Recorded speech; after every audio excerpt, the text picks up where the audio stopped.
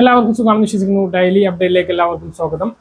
നാളെ ജൂലൈ 4-ാം തീയതിയും തുറന്നുള്ള ദിവസങ്ങളിൽ നിങ്ങൾ ശ്രദ്ധിക്കേണ്ട വളരെ പ്രധാനപ്പെട്ട കാര്യങ്ങളാണ് ഈ ഒരു വീഡിയോയിൽ വ്യക്തമാക്കുന്നത്. വീഡിയോയുടെ വിശദാംശങ്ങളിലേക്ക് ഇറക്കുന്നത് കൂടുതൽ ആളുകളിലേക്ക് ഇൻഫർമേഷൻ എത്താൻ ഷെയർ ചെയ്യുക, ലൈക്ക് ചെയ്യുക. ഫേസ്ബുക്കിലൂടെ കാണുന്ന ആളുകൾ ഫോളോ ചെയ്യുക. വീഡിയോയുടെ വിശദമായ വിവരങ്ങളിലേക്ക് വരാം. 1-ാം തീയതി മുതൽ മഹാത്മാഗാന്ധി ദേശീയ ഗ്രാമീണ തൊഴിലുറപ്പ് പദ്ധതി കേന്ദ്ര സർക്കാർ അവസാനിപ്പിച്ചു. പകരം കേന്ദ്ര സർക്കാർ നടപ്പിലാക്കുന്ന EBG റാംജി പദ്ധതി 1-ാം തീയതി മുതൽ പ്രാബല്യത്തിൽ വന്നു. ഇത് സംബന്ധിച്ച് പല ആളുകൾക്കും പല സംശയങ്ങളാണ്. അതിന്റെ വിശദമായിട്ടുള്ള ഒരു അറിയിപ്പാണ് ഇനി പറയുന്നത്. തൊഴിലുറപ്പ് പദ്ധതിയിലെ നിലവിലെ കാർഡിന്റെ പ്രാബല്യം തുടരും. പുതിയ പദ്ധതിയുടെ കാർഡ് ലഭിക്കുന്നതുവരെ KYC ചെയ്ത നിലവിലെ കാർഡുകൾ ഉപയോഗിക്കാമെന്ന് ഗ്രാമവികസന മന്ത്രാലയം അറിയിച്ചു. ദേശീയ ഗ്രാമീണ തൊഴിലുറപ്പ് പദ്ധതിയിൽ പ്രവൃത്തി ദിനങ്ങൾ 100 ദിവസമായിരുന്നു എങ്കിൽ പുതിയ പദ്ധതിയിൽ അത് 125 ദിവസമാണ്. ഇതാണ് പദ്ധതിയുടെ ഏറ്റവും വലിയ സവിശേഷത. കേരളത്തിലെ ദിവസവേതനം 401 രൂപയായി വർദ്ധിച്ചിട്ടുമുണ്ട്. അതേസമയം പദ്ധതിയുടെ കേന്ദ്രവിഹിതം പാടെ വെട്ടിക്കുറച്ചിട്ടുണ്ട്. നേരത്തെ 100% കൂലിച്ചെലവ് കേന്ദ്ര സർക്കാരാണ് വഹിച്ചിരുന്നത്. എന്നാൽ ഇനി മുതൽ 60% മാത്രമേ കേന്ദ്ര സർക്കാർ തരുകയുള്ളൂ. ബാക്കി തുക സംസ്ഥാന സർക്കാർ കണ്ടെത്തണം. 2012-ൽ മൻമോഹൻ സർക്കാർ നടപ്പിലാക്കിയിട്ടുള്ള പദ്ധതിയായിരുന്നു മഹാത്മാഗാന്ധി ദേശീയ ഗ്രാമീണ തൊഴിലുറപ്പ് പദ്ധതി. മഹാത്മാഗാന്ധി ഗ്രാമീണ തൊഴിലുറപ്പ് പദ്ധതിക്ക് കീഴിൽ കേരളത്തിൽ സ്വതന്ത്ര വ്യക്തികളുടെ കർഷക ഭൂമിയിൽ ഭൂനികുതി രസീറ്റ് വെച്ച് അവർ അപേക്ഷ സമർപ്പിച്ചാൽ നിലമൊരുക്കൽ, കാടുവെട്ടിത്തെളിക്കൽ തുടങ്ങിയ പ്രവർത്തനങ്ങൾ ചെയ്തു കൊടുത്തിരുന്നു. എന്നാൽ EBG റാംജി പദ്ധതിയിൽ സ്വകാര്യ വ്യക്തികളുടേത് അടക്കം കൃഷിഭൂമിയിലെ ഭൂവികസന ജോലികൾ അനുവദിക്കില്ല എന്നുള്ളതാണ് വലിയൊരു പ്രത്യേകത. ജലസംരക്ഷണ പ്രവർത്തനങ്ങൾ മാത്രമേ ചെയ്യാനാകൂ. കൂടാതെ പ്രധാനമന്ത്രി ആവാസ് യോജന പദ്ധതിക്ക് കീഴിൽ സ്വകാര്യ വ്യക്തിക്ക് വീട് നിർമ്മാണം പോലുള്ള പദ്ധതികൾക്കും അനുമതിയുണ്ട്. EBG റാംജി പദ്ധതിക്ക് കീഴിൽ ചെയ്യാവുന്ന 318 പ്രവർത്തികളുടെ കരട് പട്ടിക കേന്ദ്ര സർക്കാർ സംസ്ഥാനങ്ങൾക്ക് കൈമാറിയിട്ടുണ്ട്. ജലസുരക്ഷ, ഗ്രാമീണ അടിസ്ഥാന സൗകര്യം, ജീവനോപാധി അടിസ്ഥാന സൗകര്യം, ദുരന്ത നിവാരണം എന്നീ 4 വിഭാഗങ്ങളിലാണ് പ്രവർത്തികൾ ചെയ്യേണ്ടി വരിക.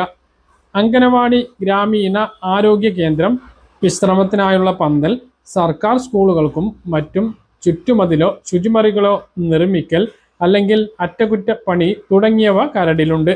കനാലുകളും ഓവുചാലുകളും വൃത്തിയാക്കൽ, മണ്ണിടിച്ചിൽ തടയൽ, ഭിത്തി, ചെറിയ തടയണ, തണ്ണീർത്തടം, കനാൽ, മഴക്കുടികൾ തുടങ്ങിയവയുടെ നിർമ്മാണം, കുഴൽ കിണർ പുനരുദ്ധാരണം, ജലസ്രോതസ്സുകളുടെ സംരക്ഷണം, വനവൽക്കരണം, കാട്ടുതീ തടയൽ, റോഡ് നിർമ്മാണം തുടങ്ങിയവയും പട്ടികയിലുണ്ട്.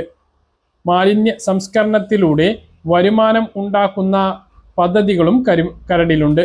അപ്പോൾ ഈ ഒരു രീതിയിലാണ് രാജ്യത്ത് തൊഴിലുറപ്പ് പദ്ധതി മാറിയിട്ടുള്ളത്. ഇതേക്കുറിച്ച് നിങ്ങളുടെ അഭിപ്രായങ്ങൾ താഴെ കമൻ്റ് ആയിട്ടൊന്ന് രേഖപ്പെടുത്തുക. നമ്മുടെ രാജ്യത്തെ സെൻസസ് 2027-ന്റെ നടപടിക്രമങ്ങൾ കഴിഞ്ഞ മാസം 16 മുതൽ ആരംഭിച്ചിരുന്നു. ജൂൺ 16 മുതൽ 30 വരെ സെൽഫ് എനുമറേഷൻ ഓൺലൈനായി നൽകാനുള്ള സമയമായിരുന്നു. അത് തീർന്നിപ്പോൾ അതിനുശേഷം ഉദ്യോഗസ്ഥർ എനുമറേറ്റർമാർ വീടുകൾ സന്ദർശിച്ച് വിവരശേഖരണം നടത്തിക്കൊണ്ടിരിക്കുകയാണ്. 34 ചോദ്യങ്ങളാണ് അവരുടെ പക്കലുള്ളത്. ആ ചോദ്യങ്ങളിൽ കൃത്യമായിട്ടുള്ള വിവരം നൽകുന്നതിൻ്റെ അടിസ്ഥാനത്തിൽ ആ ഒരു എനുമറേഷൻ പൂർത്തീകരിക്കാൻ കഴിയും.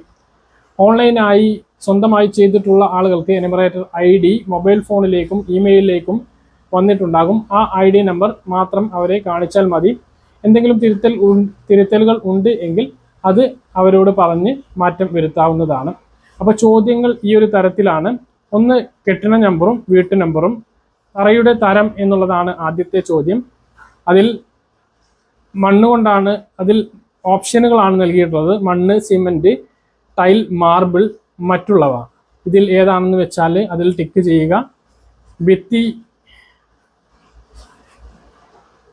പിന്നെ രണ്ടാമത്തെ ചോദ്യം, ഭിത്തിയുടെ തരം. ഇഷ്ടിക, കോൺക്രീറ്റ്, മരം, മറ്റുള്ളവ. പിന്നെ മേൽക്കൂരയുടെ തരം കോൺക്രീറ്റ്, ഷീറ്റ്, ഓട്, മറ്റുള്ളവ. വീടിൻ്റെ ഉപയോഗം താമസം പ്ലസ് കട, വെറും, പിന്നെ കട, താമസം പ്ലസ് കട, പിന്നെ കട മാത്രം. ഇങ്ങനെയാണ്. പിന്നെ അടുത്ത ചോദ്യം, വീടിൻ്റെ അവസ്ഥ നല്ലത്, സാധാരണ നിലയിലുള്ളത് അല്ലെങ്കിൽ മോശം. ഇതിൽ ഏതാണെന്ന് വെച്ചാൽ നൽകാം. വീടിൽ താമസിക്കുന്ന ആളുകളുടെ എണ്ണം ഇത്ര ആള് എന്ന് മാത്രമാണ് എഴുതേണ്ടത്. പിന്നെ അതിന് താഴെ പുരുഷന്മാർ ഇത്ര, സ്ത്രീകൾ എത്ര എന്നും കൂടി രേഖപ്പെടുത്തണം. മറ്റു വിഭാഗങ്ങൾ ഉണ്ട് എങ്കിൽ അതും രേഖപ്പെടുത്തണം. കുടുംബനാഥന്റെ പേര് രേഖപ്പെടുത്തേണ്ടതുണ്ട്. കുടുംബനാഥന്റെ ലിംഗം പുരുഷനാണോ സ്ത്രീയാണോ മറ്റുള്ളവരാണോ എന്നുള്ളതും രേഖപ്പെടുത്തണം.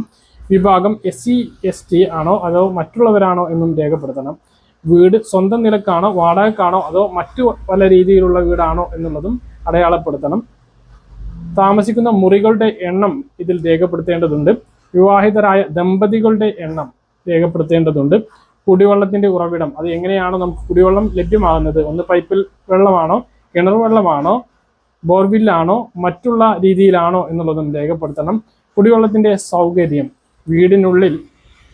വീടിനുള്ളിൽ തന്നെ കുടിവെള്ളം ലഭ്യമാണ്, വീടിന് സമീപം അല്ലെങ്കിൽ ദൂരെ നിന്ന് കുടിവെള്ളം ശേഖരിക്കണം, അതിന് ദൂരെ എന്നും എഴുതിയിട്ടുണ്ട്, അതിലേതാണെന്ന് വെച്ചാൽ നൽകുക. വെളിച്ചത്തിന്റെ സൗകര്യം, വൈദ്യുതി, സോളാർ, മറ്റുള്ളവ, ഇവയിൽ ഏതാണെന്ന് വെച്ചാൽ നൽകുക. ശൗചാലയം ഉണ്ട് അല്ലെങ്കിൽ ഇല്ല, ഇതിൽ ഏതാണെന്ന് വെച്ചാൽ രേഖപ്പെടുത്തുക. ശൗചാലയത്തിന്റെ തരം, ഫ്ലഷ്, PT, മറ്റുള്ളവ. പിന്നെ ജലത്തിന്റെ സംവിധാനം, ഡ്രൈനേജ്, മലിനജല സംവിധാനം ഉണ്ടോ എന്നുള്ളതും ചോദ്യമാണ്. ഡ്രൈനേജ് ഉണ്ട് അല്ലെങ്കിൽ ഇല്ല. പിന്നെ കുളിമുറിയാണ്, കുളിമുറി ഉണ്ട് ഇല്ല, കുളിമുറി ഉണ്ട് അല്ലെങ്കിൽ ഇല്ല. അടുക്കളയിൽ LPG കണക്ഷൻ ഉണ്ട് അല്ലെങ്കിൽ ഇല്ല. പാചക ഇന്ധനം LPG അല്ലെങ്കിൽ വിറക്, ഇലക്ട്രിക്, മറ്റുള്ളവ, ഇവയിൽ ഏതൊക്കെയാണ് എന്ന് രേഖപ്പെടുത്താൻ.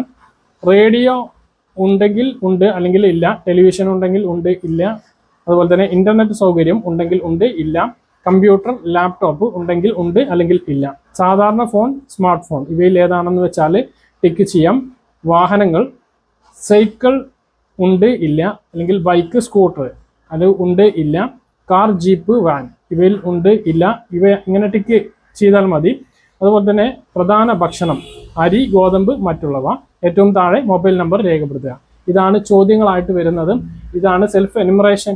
ഇതാണ് എന്യൂമറേറ്റർമാർ വരുമ്പോൾ അവർ ചോദിക്കുന്ന ചോദ്യങ്ങൾ അവർ രേഖപ്പെടുത്തിക്കോളും, നമ്മളായിട്ട് പൂരിപ്പിക്കേണ്ടതില്ല. നമുക്ക് സ്വന്തമായിട്ട് പൂരിപ്പിക്കാനുള്ള സമയമാണ് ജൂൺ 30 വരെ ഉണ്ടായിരുന്നത്. അന്ന് ചെയ്തിട്ടുള്ള ആളുകൾക്ക് ആ ഒരു നമ്പർ ഇവർ വരുന്ന സമയത്ത് നൽകിയാൽ മാത്രം മതി.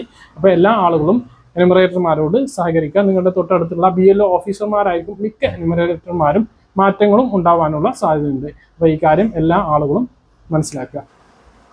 2026 ജൂൺ മാസത്തെ പെൻഷൻ 24-ാം തീയതി മുതൽ വിതരണം ആരംഭിച്ച് ജൂലൈ 3-ാം തീയതിയോടുകൂടി വിതരണം അവസാനിച്ചിരിക്കുകയാണ്. കേന്ദ്ര വിഹിതം ലഭിക്കുന്ന ആളുകൾക്ക് 300, 200, 500 രൂപയ്ക്ക് കഴിഞ്ഞ ദിവസങ്ങളിലായിട്ട് ബാങ്ക് അക്കൗണ്ടുകളിലേക്ക് എത്തിയിരുന്നു. കയ്യിൽ വിതരണം ഇപ്പോൾ പൂർണ്ണ തോതിൽ പൂർത്തീകരിച്ചിട്ടുണ്ട്. ജൂൺ മാസത്തെ പെൻഷനും ലഭിച്ചു. UDF സർക്കാർ അധികാരത്തിൽ വന്നതിന് ശേഷമുള്ള 2ാമത്തെ മാസത്തെ പെൻഷൻ വിതരണമാണ് ഇപ്പോൾ നടന്നിട്ടുള്ളത്. ഇനി നമുക്ക് കാത്തിരിക്കുന്നത് ജൂലൈ മാസത്തെ പെൻഷനാണ്. 21-ാം തീയതിയാണ് കടമെടുപ്പ് വരിക. 22-ാം തീയതി, 23-ാം തീയതിക്കായിട്ട് പെൻഷൻ വിതരണം ആരംഭിക്കാനാണ് സാധ്യത. കൃത്യമായിട്ടുള്ള അറിയിപ്പൊക്കെ ആ ഒരു സമയത്ത് വരുന്നതാണ്.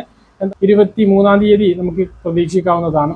മറ്റൊരു പ്രധാനപ്പെട്ട കാര്യം, കഴിഞ്ഞ വർഷം ജൂലൈ, ഓഗസ്റ്റ് സമയങ്ങളിലായിരുന്നു വാർഷിക മസ്റ്ററിംഗ് നടന്നിരുന്നത്. ഈ വർഷം അത് പ്രഖ്യാപിച്ചിട്ടില്ല.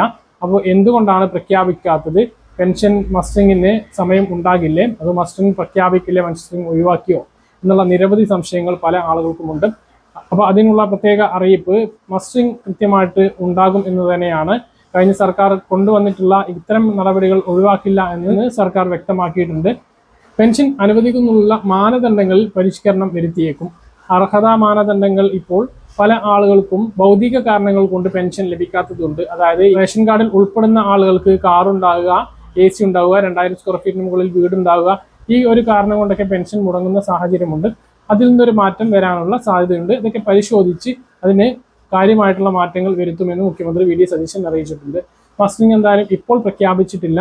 പ്രഖ്യാപിക്കുന്ന സമയത്ത് അത് കൃത്യമായ ഏകദേശം ദിവസങ്ങളിലൊക്കെ നിങ്ങളുടെ വീഡിയോ അപ്ഡേറ്റിലൂടെ അറിയിക്കുന്നതാണ്. അപ്പോൾ മസ്റ്ററിംഗ് ചെയ്യാൻ പറയുന്ന സമയത്ത് ചെയ്താൽ മതി. കഴിഞ്ഞ വർഷം ഈ ഒരു സമയത്താണ് നടന്നത് എന്നുള്ളത് കൊണ്ട് ഇപ്പോൾ മസ്റ്ററിംഗ് സമയമാണ് എന്ന് കരുതേണ്ടതില്ല.